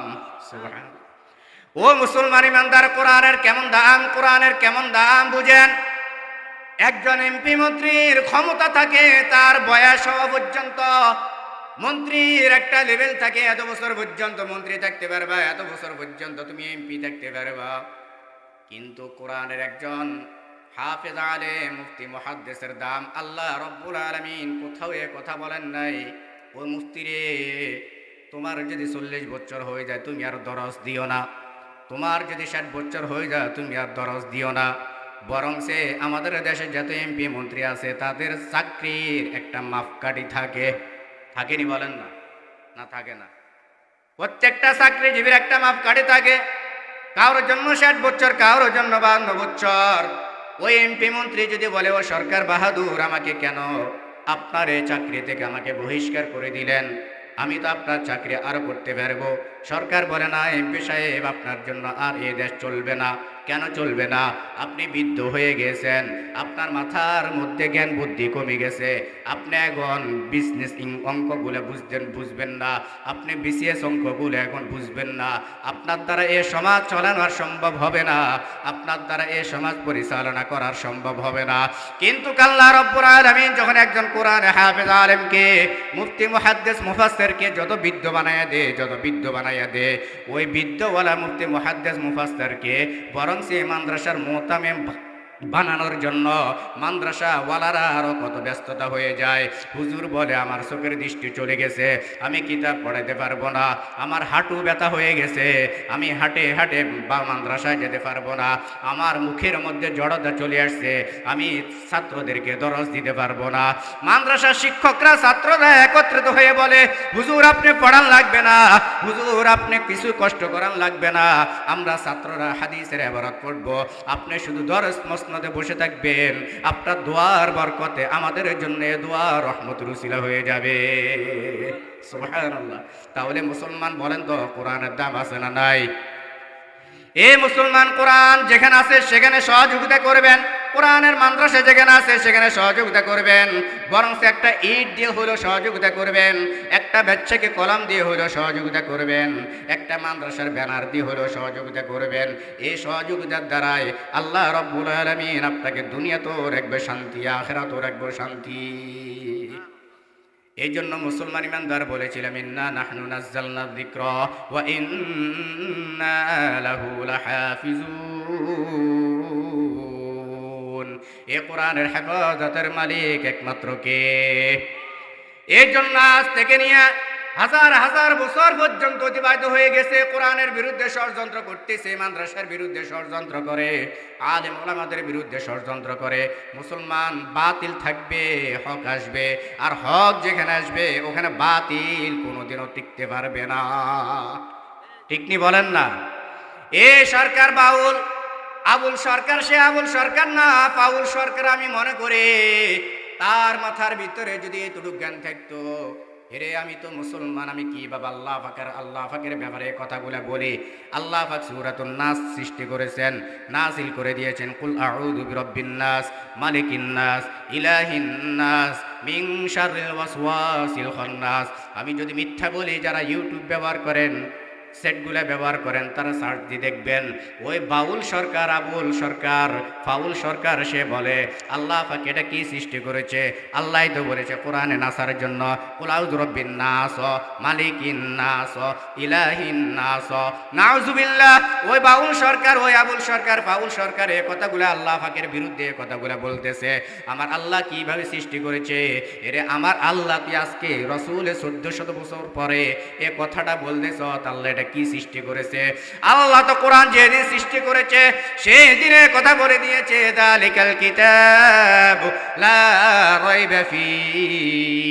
এই কিতাবের মধ্যে কোনো সন্দেহ নাই, এই কিতাবের মধ্যে কোনো কেউ ভুল ধরতে পারে নাই। ওয়া ইন কুনতুম ফি রাইবিম মিম্মা নাযালনা আলা আবদিনা ফাতু বিসূরাতিন মিন মিসলি ওয়াদউ শুহাদাআকুম মিন দুনিল্লাহ ইন কুনতুম সাদিকিন। এর ফাউল সরকার, তোকে আমি বলি, তোর চেয়ে কত পণ্ডিত ইহুদিরা চেষ্টা করেছিল এই আয়াতের পরিপ্রেক্ষিতে একটা আয়াত বানানোর জন্য। তোর থেকে কত পণ্ডিতরা, কত বৈজ্ঞানিকরা সৃষ্টি করেছিল একটা আয়াত বানানোর জন্য। আল্লাহ রাব্বুল আলামিন তাদেরকে চ্যালেঞ্জ দিয়েছিল, যদি পারো ইন্না আতাইনাকাল কাউসার ফাসাল্লি লিরাব্বিকা ওয়ানহার ইন্না শানিয়াকা হুয়াল আবতার। যদি পারো এই আয়াতের পরিপ্রেক্ষিতে একটা আয়াত বানাও। আজ পর্যন্ত এই দুনিয়ার পৃথিবীর বুকে কেউ পারে না কোরআনের একটা অক্ষর আয়াত তো বানানো তো যাক দূরের কথা, একটা অক্ষরও তৈরি করতে পারে নাই, একটা জবরও তৈরি করতে পারে নাই, একটা জেরও তৈরি করতে পারে নাই। কিয়ামত যতদিন থাকবে ততদিন এ কোরআন নিয়ে ষড়যন্ত্র করতে পারবে ঠিক, কোরআনের বিরুদ্ধে ষড়যন্ত্র করে কোনো বেঈমান বেঈন মুসলমানদের সামনে টিকতে পারবে না। মুসলমান ইমানদার বাতিল যুগ যুগ থেকে আসছে, হক থাকবে বাতিল থাকবে, কোনো বাধা নাই, তবে বাতিল ফিফটার মতন হকের সামনে মাথা নিচু করে থাকবে। এরে মুসলমান, বাতিল যখন ইব্রাহিমের নমরুদ, যখন নমরুদ বিশ্ব সম্রাট নমরুদ রূপ ধারণ করে আসছে বাতিল, হক এসেছিল ইব্রাহিম খলিলুল্লাহ রূপ ধারণ করে। বাতিল যখন মিশরের সম্রাট ফেরাউনের রূপ ধারণ করে আসছে, হক এসছে মুসা কালিমুল্লাহ রূপ ধারণ করে। বাতিল যখন আবু জাহাল আবুল আহাব উতবা সাইবা রূপ ধারণ করে আসছে, হক আসছে ইমামুল আম্বিয়া মুহাম্মদ রাসূলুল্লাহ সাল্লাল্লাহু আলাইহি ওয়াসাল্লামের রূপ ধারণ করে। বাতিল যখন মুসাইলামাতুল কাজ্জাবের রূপ ধারণ করে আসছে, হক আসছে আবু বকর সিদ্দিক রাদিয়াল্লাহু তাআলা আনহুর রূপ ধারণ করে। বাতিল যখন হাজ্জাজ ইবনে ইউসুফের রূপ ধারণ করে আসছে, হক আসছে আব্দুল্লাহ ইবনে জুবাইর রাদিয়াল্লাহু তাআলা আনহুর রূপ ধারণ করে। বাতিল যখন খলিফা মনসুরের রূপ ধারণ করে আসছে, হক আসছে ইমাম আযম আবু হানিফা রাহমাতুল্লাহি আলাইহি রূপ ধারণ করে। বাতিল যখন খলিফা মুতাসিম বিল্লাহ রূপ ধারণ করে আসছে, হক আসছে ইমাম আহমদ ইবনে হাম্বল রাহমাতুল্লাহি আলাইহি রূপ ধারণ করে। বাতিল যখন কাতারদের রূপ ধারণ করে আসছে, হক আসছে আল্লামা ইবনে তাইমিয়া রাহমাতুল্লাহি আলাইহি রূপ ধারণ করে। বাতিল যখন শাহ আল সৈয়দ রূপ ধারণ করে আসছে, হক আসছে ইমাম গাজ্জালি রাহমাতুল্লাহি আলাইহি রূপ ধারণ করে। বাতিল যখন শিয়া ইসনা আশারা রূপ ধারণ করে আসছে, হক আসছে শাহ ওলিউল্লাহ মুহাদ্দিস দেহলভী রাহমাতুল্লাহি আলাইহি রূপ ধারণ করে। বাতিল যখন সম্রাট আকবর দ্বীন ইলাহি রূপ ধারণ করে আসছে, হক আসছে শেখ আহমদ সরসান্দি মুজাদ্দিদ আল বিসানি রাহমাতুল্লাহি আলাইহি রূপ ধারণ করে। বাতিল যখন কীর্তিরাজ রূপ ধারণ করে আসছে, হক আসছে খাজা মঈনুদ্দিন চিশতি রাহমাতুল্লাহি আলাইহি রূপ ধারণ করে। বাতিল যখন গৌর গোবিন্দ রূপ ধারণ করে আসছে, হক আসছে সিলেটের জমিনে শাহজালাল ইয়ামিনী রাহমাতুল্লাহি আলাইহি রূপ ধারণ করে। বাতিল যখন ইংরেজদের রূপ ধারণ করে আসছে, হক আসছে শাহ আব্দুল্লাহ আজিজ মুহাদ্দিস দেহলভী রাহমাতুল্লাহি আলাইহি রূপ ধারণ করে। বাতিল যখন রাজা রমনজয় সিংহী রূপ ধারণ করে আসছে, হক আসছে সৈয়দ ইসমাইল শহীদ রাহমাতুল্লাহি আলাইহি রূপ ধারণ করে। বাতিল যখন বন্ড নবী গোলাম আহমদ কাদিয়ানী রূপ ধারণ করে আসছে, হক আসছে সৈয়দ শাহ আতাউল্লাহ বুখারী রাহমাতুল্লাহি আলাইহি রূপ ধারণ করে। বাতিল যখন বরবি ফিতনা রূপ ধারণ করে আসছে, হক আসছে উলামায়ে দেওবন্দ রূপ ধারণ করে। বাতিল যখন খুনিয়ত রূপ ধারণ করে আসছে, হক আসছে জিয়াউর রহমান ফারুকী রাহমাতুল্লাহি আলাইহি রূপ ধারণ করে। বাতিল যখন নাস্তিক মুরতাদ রূপ ধারণ করে আসছে, কোরআন বিরোধী রূপ ধারণ করে আসছে, ইসলাম বিরোধী রূপ ধারণ করে আসছে, তখন হক এসেছিল এই জমিনের বাঙ্গাল মরহুম আমির হেফাজত আল্লামা শাহ আহমদ শফি রাহমাতুল্লাহি আলাইহি রূপ ধারণ করে। আমি এই বাতিলের বিরুদ্ধে কথাটা বলার উদ্দেশ্য হলো, আজকেও যদি কোরআনের বিরুদ্ধে বাউল সরকার আবুল ফাউল সরকার যদি কোরআনের বিরুদ্ধে কোনো কথা বলতে যায়, আল্লাহ পাকের বিরুদ্ধে যদি কোনো কথা বলতে যায়, এরে ফাউল শুনিয়া নে, আজ পর্যন্ত কোনো বাতিল হকের সামনে আজ পর্যন্ত টিকতে পারে নাই, তুইও টিকতে পারবি না। শেষ পর্যন্ত তোর মাথা নিয়ে তোর লেজ নিয়ে তুই তোর বাড়ির দরজাও যাওয়ার মতন তোর ক্ষমতা থাকবে না। এ মুসলমান ইমানদার, এই জন্য বলেছিলাম ইন্না নাহনু নাযালনা যিকরা ওয়া ইন্না লাহু লাহাফিজুন। এ আমার আল্লাহ কোরআন সৃষ্টি করেছে, তোর মাথায় ধরক বা না ধরক এটা আমার আল্লাহর। এরে মুসলমান, এই কথাগুলো আল্লাহর বিরুদ্ধে বলার পরেও যদি আমার দিল না কাটে, আমি কি জন্য আর নামাজ পড়ি, আর কি জন্য কোরআন তেলাওয়াত করি? আমি কোরআন পড়ি আল্লাহ, নামাজ পড়ি আল্লাহর জন্য, ইবাদত করি আল্লাহর জন্য, তারাবির নামাজ পড়ি আল্লাহর জন্য, ঈদের নামাজ পড়ি আল্লাহর জন্য, শবে বরাতে ইবাদত করি আল্লাহর জন্য, শবে কদরের নামাজগুলো পড়ি আল্লাহ তাআলার জন্য। আমার দুনিয়া হলো আল্লাহর জন্য, আমার হায়াতটা হলো আল্লাহর জন্য, আমার মৃত্যুটা হলো আল্লাহর জন্য। তাহলে আল্লাহর জন্য এত কিছু আমার করার পরেও আমার আল্লাহকে তিরস্কারমূলক দুই কথা বলে, আর আমি মুসলমান হইয়া আমি নিজ চুপে এটা বসে আছি, তাহলে মনে করতে হবে আমার মতন কুফাল করা মুসলমান আর দুনিয়াতে নাই। ঠিক নি বলেন না? এই জন্য মুসলমান ইমানদার, আমল করতে হলে দ্বিতীয় নম্বর শর্ত দিয়েছিলাম, আমল করতে হলে মাতা পিতার খেদমত লাগবে। কার? মাতা পিতার খেদমত লাগবে। মুসলমান মাতা পিতার খেদমত এমনভাবে করতে হবে যে মাতা পিতার কারণে আমার জন্য জান্নাত, যে মাতা পিতা আমার আপনার জন্য জাহান্নাম। বয়ানে শুরুতে বলেছিলাম মুসলমান ইমানদার হযরত আবু হুরায়রা রাদিয়াল্লাহু তাআলা আনহু আল্লাহর নবীর দরবারে থাকতেন, আম্মা জানের কাছে চলে যাইতেন। হযরত আবু হুরায়রা রাদিয়াল্লাহু তাআলা আনহুর আম্মা তখন ইসলাম গ্রহণ করেন নাই। একদিন আবু হুরায়রাকে মারধর করলো, 2 দিন মারধর করলো, 3 দিন মারধর করলো। আবু হুরায়রা রাদিয়াল্লাহু তাআলা আনহু আল্লাহর হাবিবের কাছে যায় কান্নাকাটি করতেছে, ইয়া রাসূলুল্লাহ, আমার মা আমাকে মেরেছে, আমার মা আমাকে মেরেছে। হযরত আবু হুরায়রা রাদিয়াল্লাহু তাআলা আনহু কথাগুলো বলার পরে আল্লাহর হাবিব হযরত আবু হুরায়রাকে বলতেছে, আবু হুরায়রা, তোমার মা তোমাকে মেরেছে, এখানে তুমি আমার কাছে নালিশ দেওয়ার কিছু নাই, সেটা তোমাদের মার আর তোমাদের সন্তানের ব্যাপার। আল্লাহর হাবিব বিচার করছে, করে নাই কেন? মা কি জন্য করে নাই? মা করে নাই। আল্লাহ রাব্বুল আলামিন বলেন, ওয়া কাদা রাব্বুকা আল্লা তা'বুদু ইল্লা ইয়্যাহু ওয়া বিল ওয়ালিদাইনি ইহসানা ইম্মা ইয়াবলুগান্না ইনদাকাল কিবারু আহাদুহুমা আও কিলাহুমা ফালা তাকুল লাহুমা উফিন ওয়ালা তানহারহুমা ওয়া কুল লাহুমা কাওলান কারীমা। আল্লাহ রাব্বুল আলামিন বলেন, কোন আয়াতের সাথে আল্লাহ পাক এ কথা কোথাও বলেন নাই, আমার ইবাদতের সাথে তার ইবাদত করো, আমার ইবাদতের সাথে তাকে ইহসান করো, আমার ইবাদতের সাথে তাকে কাছে টানে নিয়ে আসো। এ কথা আল্লাহ তাআলা কোন বস্তুর ক্ষেত্রে বলেন নাই, একমাত্র আমার আপনার আব্বা আম্মার ক্ষেত্রে আল্লাহ তাআলা বলেছে। আল্লাহ রাব্বুল আলামিন জানায় দেন, মুসলমান রে, তোমরা যদি আমার ইবাদত করো, আমার ইবাদত করার পরে তোমাদের হাতে যদি 2 জন লোক থাকে, কয়জন? 2 জন লোক থাকে, একজন হলো আব্বা আর একজন হলো আম্মা। এই 2 জন যদি লোক থাকে, এই 2 জনের সেবা করো, ইহসান করো। কেমন ইহসান করবা? ছোটবেলা থাকাকালীন তোমাদেরকে যেরকম ইহসান করেছে, তোমরাও আজকে তোমার আব্বা আম্মাকে এইভাবে ইহসান করো। সুবহানাল্লাহ।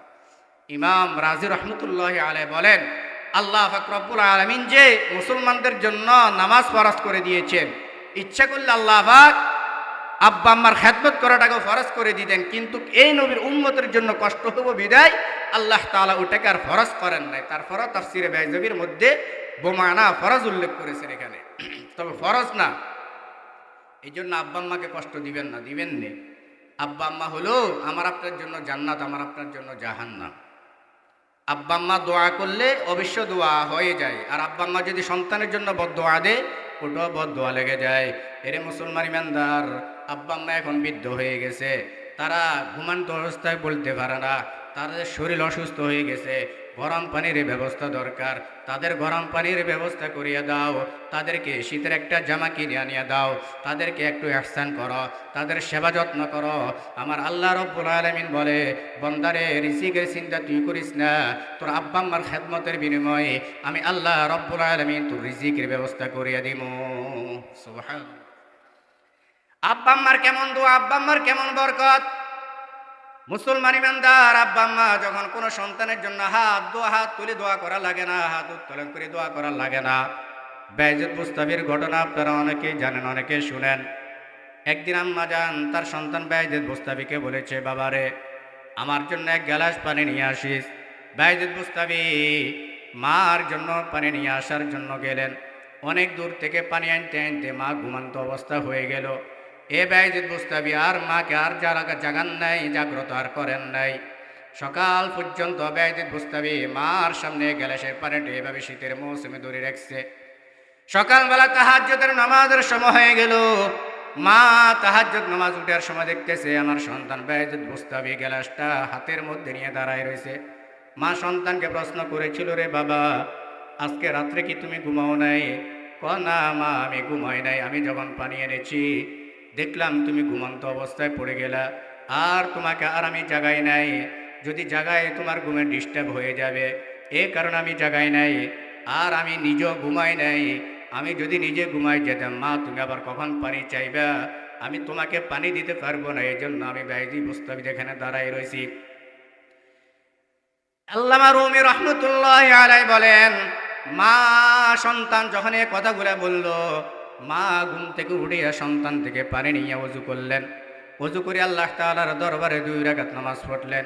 নামাজ পড়ে আল্লাহ পাকের কাছে বললেন, আল্লাহ গো, আমার সন্তান বাইজিদ বুস্তামিকে একজন তুমি হাকিকতে বাইজিদ বুস্তামি হিসেবে তৈরি করিয়া দিও।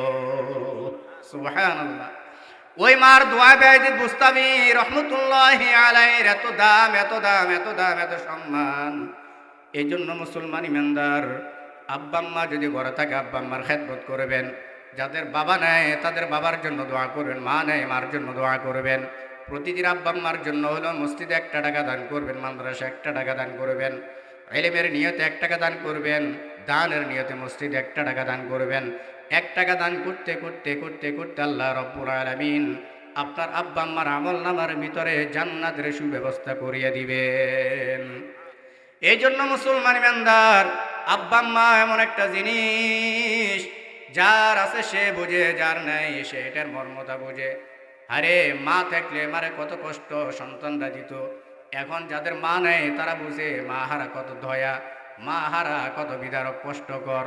এই জন্য মা খানা খাইছেনি মার খোঁজ নিবেন, মার শীত কতটুক লাগতেছে, মা শীতে কষ্ট পাচ্ছে কিনা মার প্রতি একটু দয়া রাখবেন, বাবা শীতে কষ্ট পাচ্ছে কিনা বাবার প্রতি একটু দয়া রাখবেন। এই জন্য মুসলমান ইমানদার আমার রিজিকের চিন্তা আমি করা লাগবে না, আমার রিজিকের চিন্তা করবেন একমাত্র আমার আল্লাহ। আর আল্লাহ আমার রিজিকের চিন্তা কখন করবে? যখন দেখবে আমার দিলের মধ্যে আল্লাহ পাকের ভয় ভীতি থাকবে। কার ভয়? আল্লাহ পাকের ভয়। মুসলমান ইমানদার আল্লাহ পাকের ভয় ছিল সাহাবায়ে কেরামের মধ্যে। সালেবাতুল আনসারী রাদিয়াল্লাহু তাআলা আনহু দিলের মধ্যে আল্লাহ পাকের ভয় ছিল। হে মুসলমান, আল্লাহর নবী যখন যুদ্ধের ময়দানে চলে গেলেন, সমস্ত সাহাবায়ে কেরামদেরকে নিয়ে যুদ্ধের ময়দানে চলে গেলেন। সালেবাতুল আনসারী রাদিয়াল্লাহু তাআলা আনহুকে মদিনায় রেখে গেলেন। আর সালেবাতুল আনসারীকে বলতেছে, সালেবাতুল আনসারী, এই মদিনার মধ্যে যতগুলো ফ্যামিলির বাসা আছে, প্রত্যেকটা ফ্যামিলির বাসার যদি কোনো বাজার লাগে, যা কিছু প্রয়োজন হয়, তুমি এগুলা ব্যবস্থা করে দিবে, এগুলা সংগ্রহ করে দিবা। সালেবাতুল আনসারীকে আল্লাহর হাবিব এ কথা বলিয়া সমস্ত সাহাবায়ে কেরামদেরকে নিয়ে গেলেন। তাফসীরের কিতাবের মধ্যে লিখছেন, সাঈদ ইবনে আব্দুর রহমানের ঘরে যখন বাজারের সালেবাতুল আনসারী যখন সাঈদ বিন আব্দুর রহমানের বাসায় গেলেন, সাঈদ বিন আব্দুর রহমানের পরিবার সালেবাতুল আনসারী রাদিয়াল্লাহু তাআলা আনহুকে বলতেছে, সালেবাতুল আনসারী, তোমার ভাই তো যুদ্ধের ময়দানে চলে গেছে, আমার ঘরের কোনো বাজারের ব্যবস্থা নাই। সালেবাতুল আনসারী বলতেছে, আমাকে তো নবীজি এই জন্য রেখে গিয়েছে, দাও তোমার ঘরের মধ্যে কি লাগবে একটা ভাণ্ড দাও, আমি তোমার জন্য বাজারের ব্যবস্থা করে নিয়ে আসবো। মুসলমান ইমানদার আল্লাহ পাকের ভয় কেমন থাকা দরকার একটু খেয়াল করেন। সালেবাতুল আনসারী যখন তার বন্ধুর পরিবার থেকে যখন ব্যাগটা নেওয়ার জন্য গিয়েছে, তার হাতের কবজাটা এত সুন্দর দেখেছে, এত সুন্দর দেখেছে, সালেবাতুর দিলের মধ্যে একটা নাফাকি চলে আসলো, শয়তানের ওয়াসওয়াসা চলে আসলো। সালেবাতুল আনসারী তার হাতটাকে এভাবে ধরে ফেললো, ধরে ফেলিয়া তার ভিতরে একটা কুসংস্কার সৃষ্টি হয়ে গেল। আর সালেবাতুল আনসারী যখন হেঁটে ধরলো, হাতটা ধরলো, সাদ বিন আব্দুর রহমানের পরিবার বলতেছে, হে সালেবা, তুমি এটা কি করতেছো? আল্লাহকে ভয় করো, আল্লাহকে ভয় করো। এই কথা বলার সাথে সাথে সালেবাতুল আনসারী পাহাড়ের মধ্যে চলে গেলেন। আর দিলের মধ্যে ভয় করতেছে, হায় রে আমি কি করলাম? আমাকে তো নবীজি আমানত দিয়ে গেল, আমার বন্ধু সাঈদ আব্দুর রহমান আমাকে আমানত দিয়ে গেল, হায় রে আমি কি করলাম? আমি তার পরিবারের সাথে এটা কি করলাম? খারাপ দৃষ্টিতে আমি তার হাতটা ধরে ফেললাম। আমাকে আল্লাহ রাব্বুল আলামিন মাফ করবে কিনা আমি তো জানি না, নবীজি আমাকে মাফ করবে কিনা আমি তো জানি না। সালেবাতুল আনসারী রাদিয়াল্লাহু তাআলা আনহু পাহাড়ের উপরে উঠিয়া কান্নাকাটি করতেছে। এদিকে নবীজি সমস্ত সাহাবায়ে কেরামদেরকে নিয়ে যখন হিজরত করে মদিনার থেকে যখন মদিনায় চলে আসলো, মদিনা আসার পরে সাদ বিন আব্দুর রহমান তার বন্ধুর ব্যাপারে তার পরিবারের কাছে জিজ্ঞেস করলো, ও আমার বিবি, আমার বন্ধু সালেবা কোথায়? সালেবাকে আমি দেখতেছি না। তার স্ত্রী বলতেছে, তোমার বন্ধু আমানত খেয়ানত করে ফেলেছে, তোমার বন্ধু আর মুসলমানের কাতারে নাই, তোমার বন্ধু আর মুসলমানদের হালতে নাই। ও কেন কেন? তোমার বন্ধুকে যখন আমি বাজারে যাওয়ার জন্য বলেছিলাম, তোমার বন্ধু এমন কাজ করে ফেলেছে, আমার আল্লাহ তোমার বন্ধুর উপরে রাগান্বিত হয়ে গেছে, আমার উপরেও রাগান্বিত হয়ে গেছে। কেন?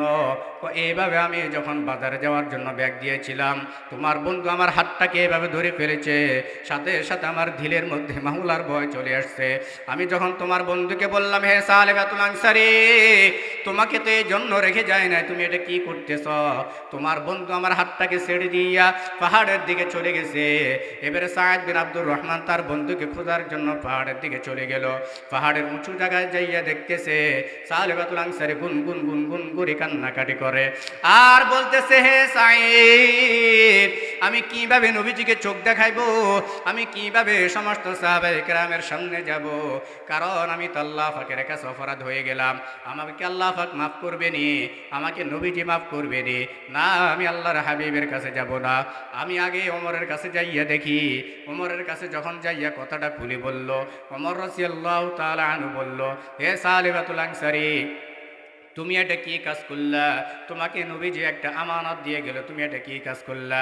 তোমাকে আল্লাহ পাক মাফ করবে কিনা সেটা আমি জানি না, নবীজি মাফ করবে কিনা সেটা আমি জানি না, তুমি আমার বাড়ির থেকে চলে যাও।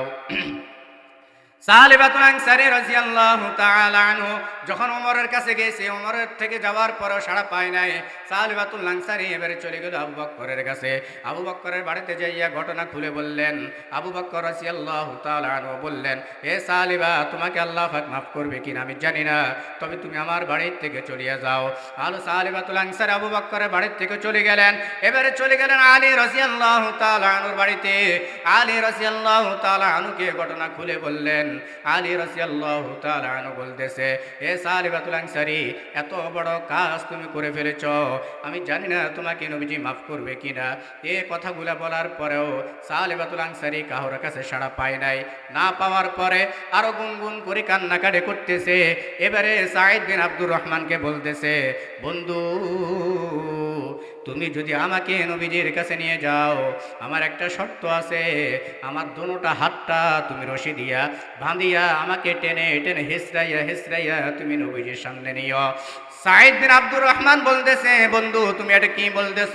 কনারে না, তুমি আমাকে বেঁধে ফেলাও, কারণ আমি যে অপরাধ করেছি, দুনিয়ার সকল মানুষগুলো যখন আমার অপরাধটা দেখবে, তখন আমার দিলের মধ্যে আল্লাহ পাকের ভয় আসবে, আল্লাহ পাক আমাকে মাফ করে দিতে পারে। এইভাবে যখন বলছে, বলার পরে তার বন্ধু সাঈদ বিন আব্দুর রহমান আবু সালেবাতুল আনসারী হাতটা এভাবে বেঁধে নবীজির সামনে নিয়ে গেলেন। নবীজিকে ঘটনা খুলে বললেন। নবীজি বলতেছে, সালেবাতুল আনসারী, তুমি তো অনেক বড় অপরাধ করে ফেলেছ, তোমাকে আল্লাহ পাক মাফ করবে কিনা সেটা আমি জানি না, তুমি আমার দরবার থেকে চলিয়ে যাও, আমার দরবার থেকে তুমি চলিয়ে যাও। সালেবাতুল আনসারী রাদিয়াল্লাহু তাআলা আনহু তখন নবীজির থেকে চলিয়ে গেলেন। পাহাড়ের উপরে যে কান্নাকাটি করতেছেন। পরের দিন রাত্রের মধ্যে আল্লাহর নবীর কাছে ওহী নাযিল করে নিয়ে কোরআনের আয়াত চলে আসলো, ওয়াল্লাযীনা ইযা ফাআলু ফাহিশাতান আও যালামু আনফুসাহুম যাকারুল্লাহ। নবীজি সাল্লাল্লাহু আলাইহি ওয়াসাল্লাম সমস্ত সাহাবায়ে কেরামদেরকে ডাকলেন, ও আমার সাহাবীরা রে, আমার সালেবা কোথায়, আমার সালেবা কোথায়? সমস্ত সাহাবীরা বলতেছে, ইয়া রাসূলুল্লাহ, আপনার সাহাবী সালেবাকে যখন আপনি আপনার দরবার থেকে তাড়াইয়া দিয়েছেন, আপনার সাহাবী এখান থেকে চলিয়ে গেছে। নবীজি বলতেছে, যাও, তোমরা যাও, আমার সাহাবী সালেবাকে নিয়ে আসো। সালেবাকে আবার আনার জন্য গিয়েছে, দেখতেছে সালেবা কান্নাকাটি করতেছে।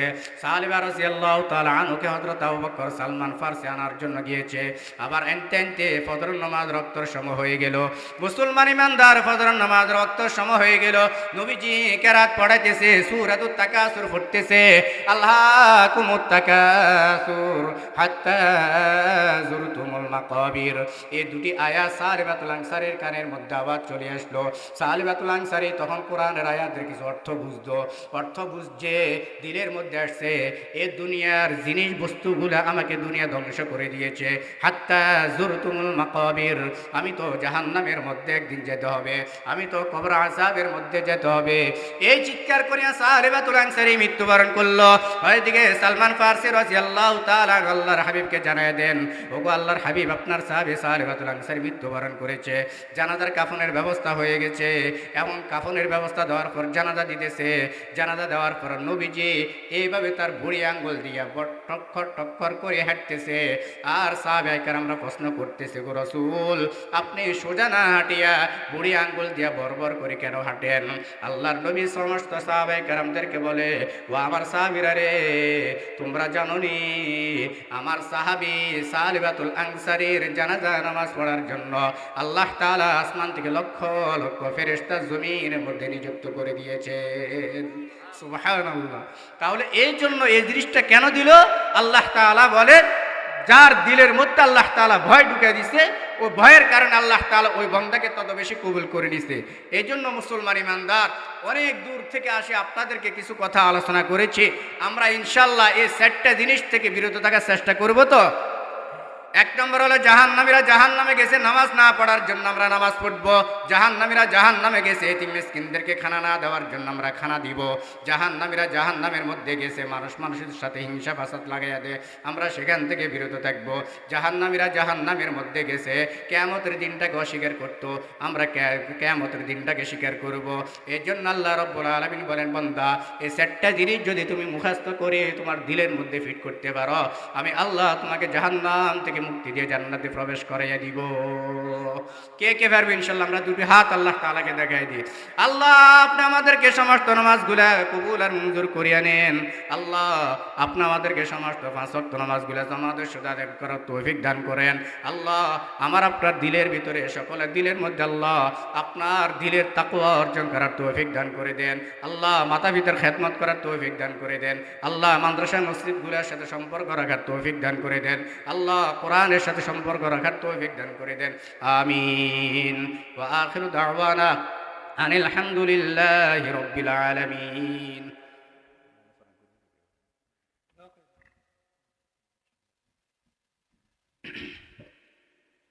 একদিকে আমি মুসাফির, আপনারা জানেন, অনেক দূর থেকে আসছি। প্রত্যেক খাস করে দোয়া করবেন আমার জন্য এবং আপনাদের প্রতিষ্ঠানের জন্য, এলাকাবাসীর জন্য, সকলের জন্য দোয়া করবেন। এই মাদ্রাসা যারা সহযোগিতা করছেন, আমি শুনেছি